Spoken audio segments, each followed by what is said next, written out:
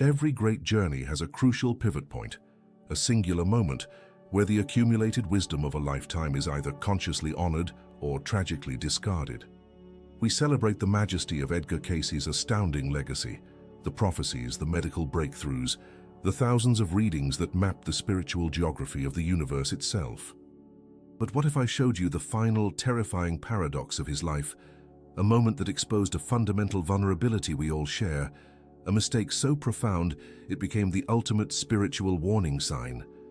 The analytical core of your mind, that pragmatic entity demanding empirical evidence and footnotes, is already struggling with the gravity of that declaration. You are tempted to rationalize this mistake away, to assume it was a simple physiological failing, a political misstep in his public life, or perhaps a medical diagnosis gone wrong. You seek to reduce his final days to a simple human illness, X. But I am here to tell you that the true error was infinitely more profound, a failure of attention and trust at the cosmic level, Y. This failure was not a sudden loss of channeled power, but a heartbreaking loss of faith in the very current he had spent decades embodying. He knew the law, he spoke the truth of universal consciousness, yet in a moment of excruciating physical pain and very human impatience, he bypassed the silent internal instruction of his own soul, desperately seeking external relief where only internal surrender and quiet acceptance were required. This is the ultimate spiritual blunder, attempting to force the river when we are meant to simply be the flow. And here is the deep mystery we must confront, that precise moment of profound spiritual impatience, that final, desperate attempt to control the inevitable transition creates an energetic residue. It leaves unmistakable signatures not only on the life of the person who commits it, but on the fabric of reality around us. I call this the terrifying mistake before death because it occurs when the soul is standing right on the precipice of its greatest transformation, and it shows up in your present reality as a sudden, crippling spiritual misalignment. Do you ever feel a deep corrosive anxiety when you know, absolutely know, you are heading in the right direction, only to suddenly veer off course, driven by external panic or an internal, inexplicable urge to sabotage your own peace? I am not speaking of simple procrastination or ordinary fatigue, X. I am talking about that specialized, paralyzing spiritual vertigo that occurs when your higher self is screaming, "Stop! You are forcing the pattern." But your conditioned ego is dragging you forward into predictable pain. Why? Cayce left us the map, but he also left us the warning etched into the final chapter of his existence. I will reveal the 5 unmistakable signals that prove you are standing at your own personal threshold, repeating the very pattern of the sleeping prophet's final tragic misstep. These are the whispers of misalignment, the sudden, crushing sense of being utterly lost, even while surrounded by tangible achievement, the inexplicable abandonment of a profound, sustaining spiritual practice, the persistent, low-frequency panic that gnaws relentlessly at your deepest certainty. I promise you this. Understanding these 5 signals instantly transforms your present moment. It turns paralyzing confusion into crystal-clear calibration. It allows you to recognize that the intense resistance you feel is not a failure of character, nor is it a medical condition. It is a vital, energetic red flag deployed by your own deepest wisdom, urgently warning you away from repeating the final, unnecessary mistake of impatience. Are you ready to stop treating these essential signals as burdens to be merely fixed and start honoring them as sacred, life-altering warnings from your own consciousness? We begin now, ensuring that your conscious journey forward is defined by perfect trust, not by a terrifying final mistake. I want you to admit a truth about your current reality that your medical reports consistently fail to capture. The exhaustion you carry is not a deficit of biology, but an overwhelming surplus of spiritual energy that is being fiercely resisted. This deep, bone-weary fatigue that survives a full 8 hours of sleep, that clings to you even after coffee, is the absolute proof that the banal, linear logic of your past is finally failing. What if I revealed that this crippling weariness is in fact the precise sign you have been desperately waiting for, the energetic confirmation that your consciousness is attempting to process an infinite truth through the finite, restricted filter of the five senses. Your pragmatic mind, the part of you designed for survival and spreadsheet management, immediately reaches for the clinical diagnosis. It insists you need a new vitamin regimen, more disciplined sleep, or a simple vacation. This is the predictable trap, and I assure you your inability to fix this exhaustion through mere physical means is a profound sacred victory. This profound spiritual saturation is not chronic fatigue syndrome, X. It is the sound of your soul running a 1,000,000 horsepower engine inside a container built for a 10-speed bicycle. Why? The friction, the heat, the constant drag. That is the exhaustion. You are subconsciously receiving massive data downloads about your true purpose, urgent warnings from your subconscious mind, and subtle guidance about the path ahead. But your ego insists on translating these immense cosmic truths into the tiny, manageable vocabulary of your everyday concerns. The effort required for this impossible translation is what drains your battery. Do you feel this acute internal clash, the intense pressure between what you know to be true in your gut and what your mind tells you should be logical? Edgar Cayce warned that the terrifying mistake is not an action you take, but the refusal to accept the reality of the self beyond the physical. And your chronic tiredness is the undeniable symptom of this refusal.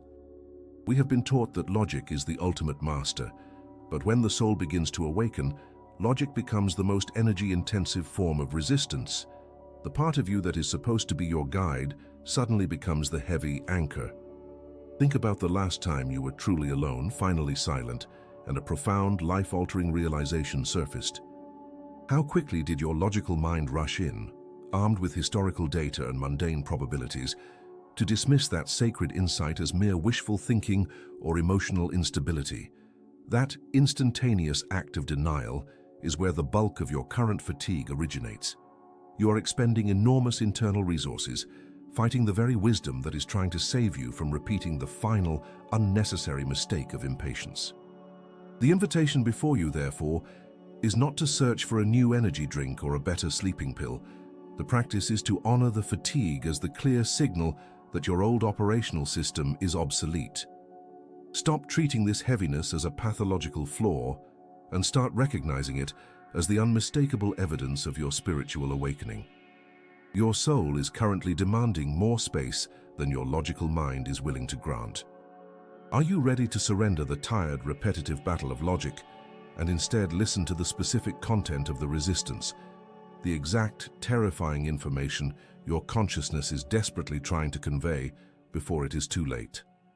We move now to decode the language of this resistance, beginning with the specific, highly personalized signs that your mental world is collapsing under the weight of truth. The most persistent battle you face right now is the war between conviction and verifiable data. Your consciousness has already felt the unmistakable shift, that cold, undeniable certainty that the current structure of your life is insufficient to carry the spiritual weight of your truth. But your practical terrestrial mind demands a receipt.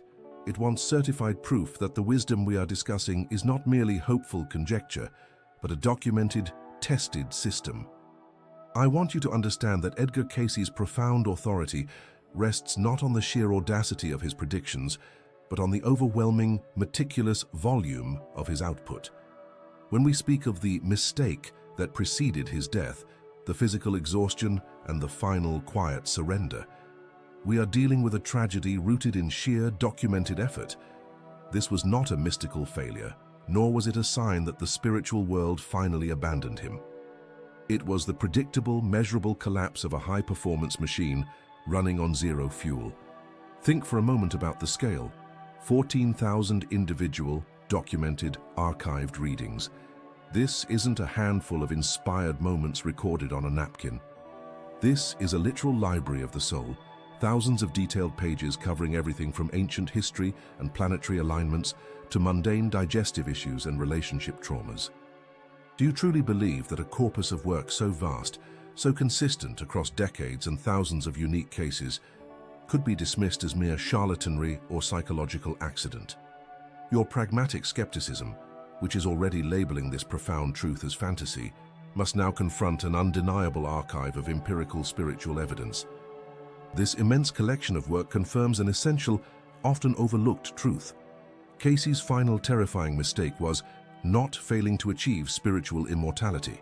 It was the ultimate, quantifiable demonstration of the physical price extracted when a sacred purpose exhausts the human instrument. Why? He didn't die because the universe judged him. He died because he consciously chose to overload his physical capacity to serve. He pushed the boundary 1,000 times too far. He treated his body, the receiving station for this enormous flow of information, as an infinite resource, and the universe, bound by the most basic laws of energy conservation, demanded payment in full. Do you see the distinction? The existence of those 14,000 readings is the unshakable foundation that validates the reality of the unconscious mind as the true authority. Yet the circumstance of his passing, the physical exhaustion, the breakdown of the nervous system, serves as the dire warning against the self-sabotage that you too are currently committing.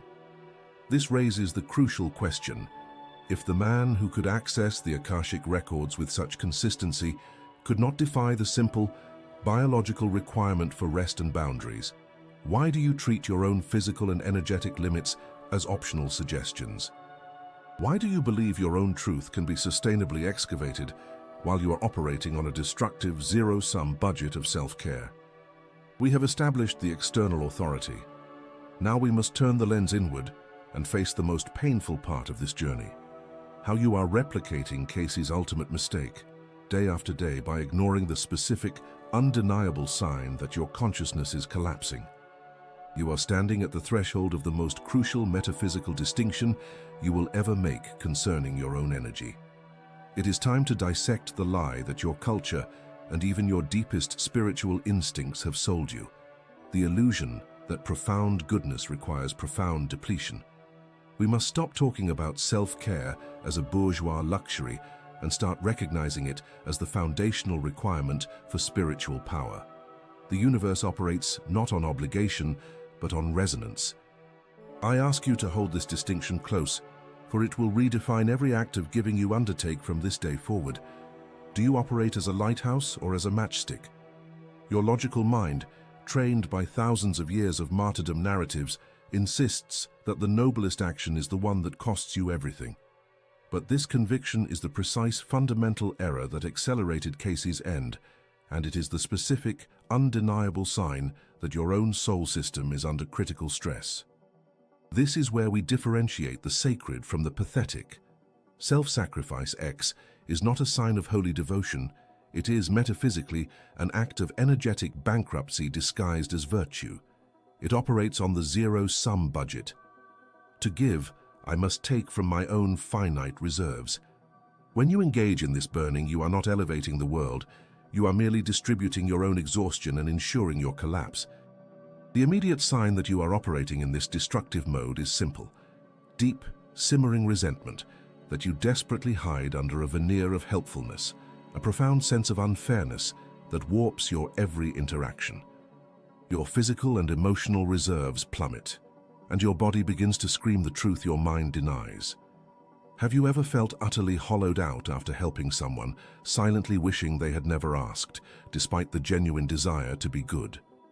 True service, why? The kind of potent, healing energy Cayce was meant to deliver sustainably, operates under the crucial rule of resonance. You are not a consumable resource. You are a frequency generator. To assist those in the heavy waters of life, you must first be standing firmly on the shore, completely dry and stable. The lighthouse doesn't run toward the ships in the storm. It stays rooted, draws infinite cosmic power from its source, and emits an unwavering, full-spectrum light. Its brilliance does not diminish because it shines. Its energy increases because it fulfills its divine nature. The energy Cayce tapped into was boundless, but his framework for sustaining the physical vehicle was catastrophically flawed, built on the assumption that service means a constant deficit. This is the terrifying mistake that leads to the collapse of consciousness, confusing the finite energy of the physical vehicle with the infinite sustainable energy of the source. Cayce tried to power the lighthouse with his own fragile supply of oil until the flames sputtered out. The sign that your consciousness is collapsing is not merely physical fatigue, X. It is the moment you perceive helping others as a burden rather than an overflow, Y. Your identity must radically shift from the one who burns for others to the one who radiates because you are already full. What capacity for genuine joyous service are you sacrificing right now simply because you refuse to fill your own cup and stabilize your frequency? If you continue to ignore this fundamental rule of resonance, the coming signs of burnout will cease to be subtle hints and will become physical commands demanding your attention, bringing you face to face with the final, irreversible sign of Cayce's ultimate mistake. I want you to understand something critical about the subtle physics of the soul. Catastrophic collapse never arrives without repeated, increasingly loud warnings. The great tragedy of the modern human condition is not that we suffer, but that we willfully misinterpret the very alerts designed for our salvation. You look for a dramatic, cosmic announcement, a voice from the clouds, but the divine intelligence communicates through subtle, persistent reverberations. These signals are the consequence of the debt you owe to your own energetic center. They are the consequence of prioritizing external validation over internal integrity. Your conscious mind, that reliable engineer of denial, has been labeling these signals as generalized ennui, as stress, as emotional volatility, or maybe even as a mild case of chronic fatigue, X, the banal and easily dismissed. But I, as your mentor, assure you that they are none of those things. What you are actually experiencing is the sound of your spirit trying to tear free from the heavy mortar of misplaced obligation. Why?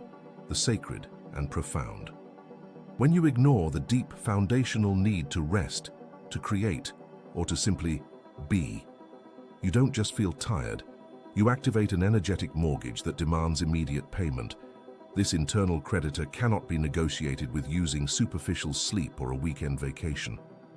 Have you ever felt that distinct heavy awareness that you are living a life that belongs completely to someone else, to your job, to your family, to societal expectations, while your true self is standing patiently outside the window, waiting to be invited in? That sensation is the most reliable measure of your internal debt. You have mistaken the ache of identity suppression for the common cold of daily life. The universal intelligence does not hide the path.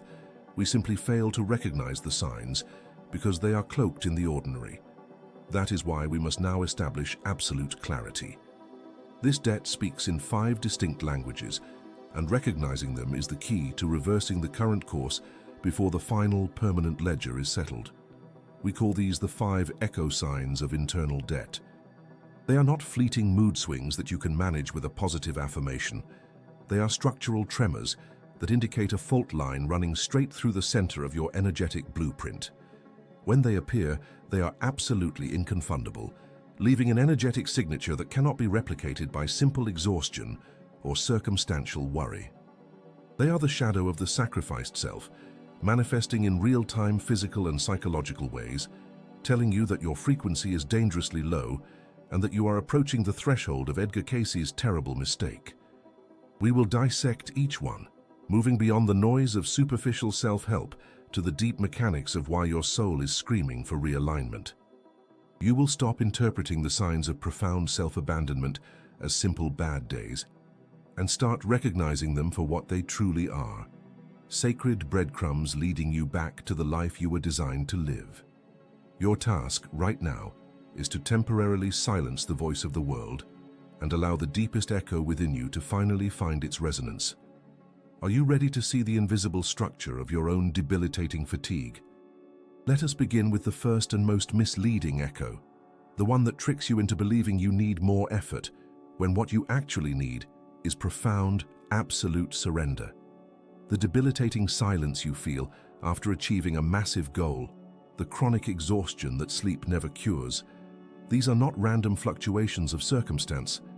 They are the initial, seismic tremors signaling a fundamental break between the life you are living and the life your soul requires.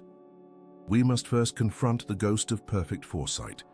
This is the moment, often piercing and sickening, when clarity hits you after the disaster, bringing the certainty that you knew. This isn't merely poor decision-making or retrospective rationalization. This is the spiritual residue of sign number 1, the syndrome of I knew it, but I ignored it.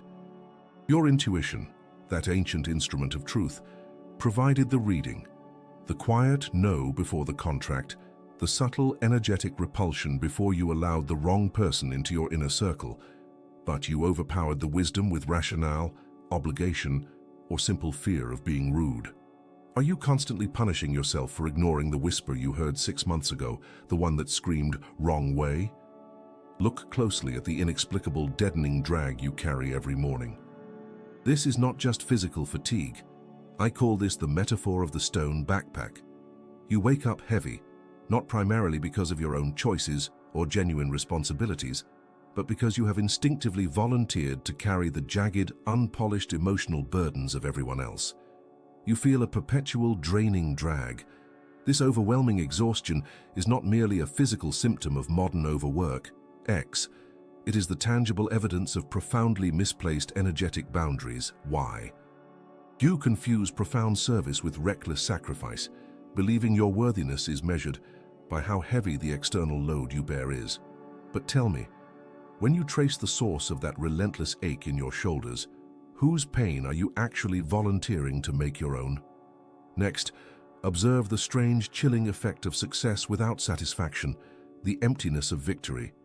You reached the summit, you secured the title, the income, the external acknowledgement you spent a decade pursuing. The world applauds, throws confetti, and honors your commitment. Yet inside the silence after the cheering fades, you feel only hollowness. This is the stark realization that the victory you fought for belonged entirely to your ego, not to your enduring self. The mistake Cayce warned about begins when we confuse the world's shallow standards of success with the soul's immeasurable standard of fulfillment. You climbed a mountain you never truly wanted to conquer. Are you currently living inside a meticulously constructed, gilded cage that you worked tirelessly to build for yourself? Finally, examine your desperate, frantic addiction to constant input. This is the signature of the constant flight from silence. You cannot tolerate the car radio being off, the schedule having a gap, or the phone being untouched for more than 60 seconds. The modern world quickly diagnoses this need for perpetual motion as generalized anxiety or attention deficit, X. But I assure you it is something far more spiritual and terrifying. It is the existential panic of the truth, Y. Silence is the only place where the soul's navigation system can upload the precise coordinates of the life you should be living. Your relentless, brilliant activity is merely an intricate defensive wall built specifically to keep that painful truth, the awareness of the growing misalignment, from breaching your consciousness. What exactly do you fear will be revealed if you simply sit still for 5 minutes, drop the device, and listen to the stillness? These 4 signals, the ignored inner alarm, the assumed weight of others, the empty trophy, and the dread of silence, are your higher self screaming for a course correction. They demand an admission that the trajectory you are on is deeply, dangerously flawed. Your path is leading toward an ending you already know you will regret. The question is not if you will hear these echoes, but whether you possess the courage to translate them into immediate, painful action.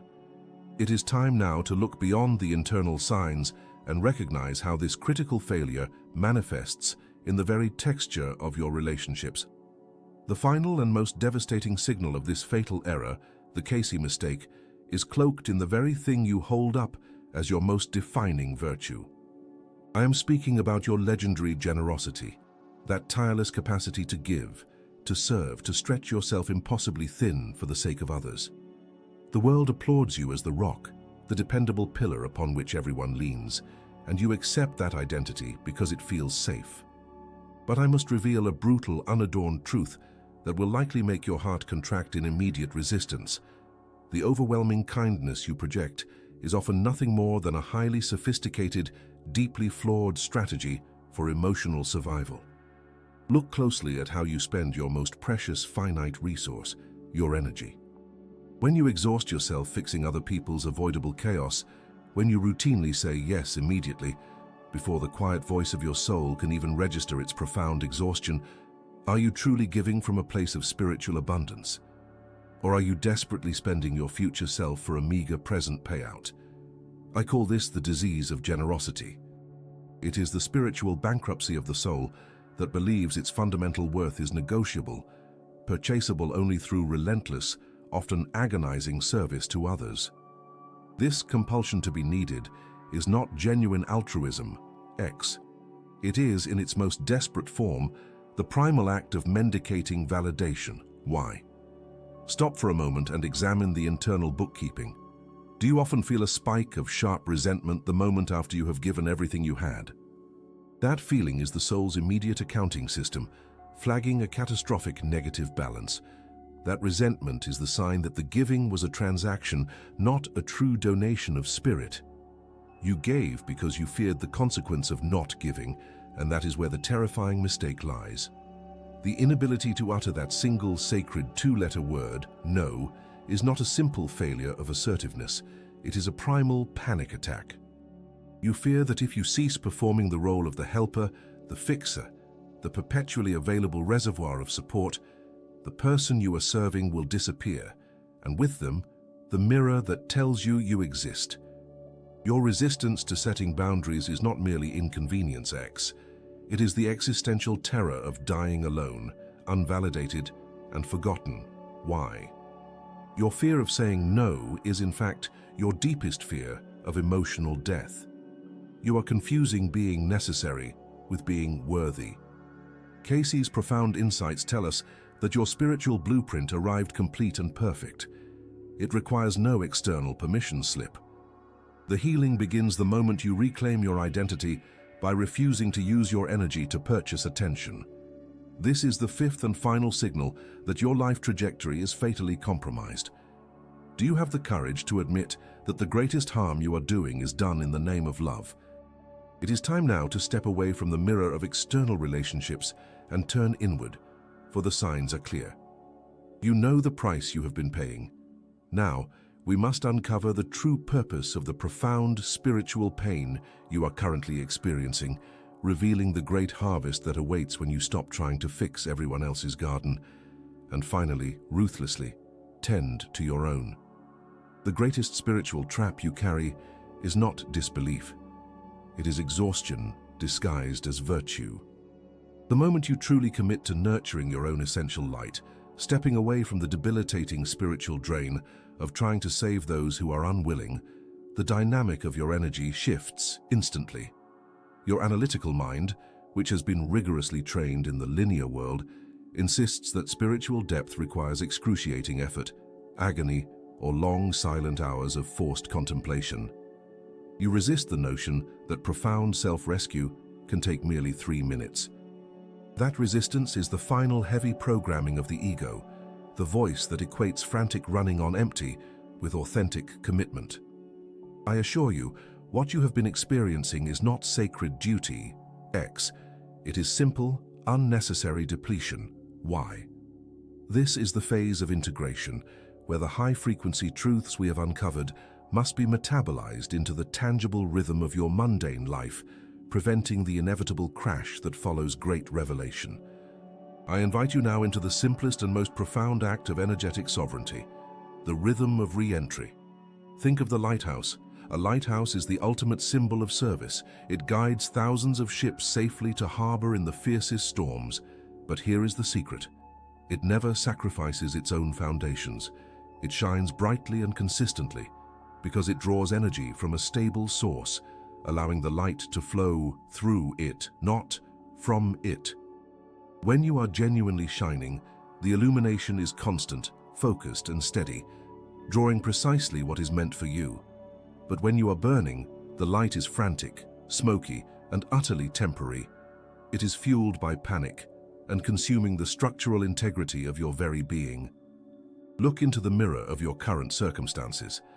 Is the light you are projecting into the world generated by disciplined maintenance and allowance, or is it driven by a desperate need for external validation, fueled by the relentless sacrifice of your internal reserves? This realization leads us to the 3-minute lighthouse meditation, a simple ritual of re-entry. It is not about silencing the mind or achieving spiritual nirvana. It is a 3-minute diagnostic check on the source. I ask you to sit, close your eyes, and visualize a strong, stable pillar of light originating far above you, passing cleanly through the crown of your head and anchoring deep into the core of the earth. In these 3 minutes, you are simply shifting the mechanism from frantic effort to allowance. You feel the current flow through you, not from the diminishing reserves of your own fragile wick. This practice is the difference between a lifetime of sustainable service and the tragic mistake of exhaustion Cayce witnessed in thousands of readings. It's not enough to intellectually agree with the principle. You must embody the practice. Therefore, tonight, and every night moving forward, you have one simple but ruthless question to ask yourself before you close your eyes and surrender to sleep. This question is the metric that determines if you are aligning with your true, stable identity or slipping back into the self-consuming pattern of martyrdom. The question is this: am I truly shining, or am I tragically burning? This is not a question of moral judgment. It is a question of spiritual physics. The answer will reveal the truth of your current trajectory and the nature of the energetic company you are keeping, the profound realization that will guide us to the single most important decision you must make about your spiritual allies and the next dimension of your journey. The path forward, illuminated by the ancient revelations of Edgar Cayce, is never a negotiation. It is a profound declaration. You have reached the summit of recognition. The energetic company you keep, the decisions about your allies, and the true nature of your trajectory are no longer philosophical questions, but imminent physical and spiritual realities demanding immediate action. The dense fog of rationalization, which once obscured the subtle but terrifying signs of the approaching reckoning, is now lifting. You recognize that the ceaseless, nagging exhaustion you feel is not merely the mundane weariness of the week, X. It is the undeniable signature of the soul struggling under the weight of an unaddressed, sacred obligation, Y. This knowledge, this insight into the mechanism of the soul's mistake before its final transition, is the single greatest gift you could receive in this lifetime. It is a spiritual map, drawn not in ink but in pure frequency, designed to guide your ship away from the reefs of default programming and the siren call of trivial pursuits. We have examined the distinct patterns of erosion, the moments when your highest purpose gives way to the lowest convenience, and the signals your body sends when the spirit itself begins to withdraw its vital energy. I ask you now, as your mentor and guide through this extraordinary process of self-revelation, which specific signal among the 9 we discussed? Was it the sudden, jarring experience of seeing through the physical veil, the inexplicable sense of having already lived this very moment, or perhaps the sharp magnetic aversion to the work you know you must do that pierced through your hardened shell of logic and resonated with the unmistakable truth of your current condition? Pinpoint that sign. It is not an arbitrary piece of information. It is the exact location on your energetic blueprint where the structural repair must begin. It is the place where the light is currently weakest, where the shadow of the great mistake holds the deepest sway. This exploration must not conclude as mere intellectual consumption. You are not a spectator of your own destiny. You are the architect, the captain, and the primary light source. The purpose of understanding the terrifying mistake is not to merely avoid the dark, but to become an unshakable source of illumination. When Cayce spoke of true spiritual vigilance, he was asking you to construct an inner beacon that operates regardless of the external storm. If you have truly internalized this truth, if the spiritual physics we have explored has moved from hypothesis to lived conviction, then you are ready to claim your new role as the vigilant navigator. To solidify this commitment, to move from passive learning to active embodiment, I ask you to join the chorus of those awakening right now. Comment the code word below, the profound single word that encapsulates the illumination we have sought, Farol. And then immediately follow this word by sharing which of the profound signals resonated most deeply with your current experience. This dual practice is your declaration. Do not just type a word into a comment box, X.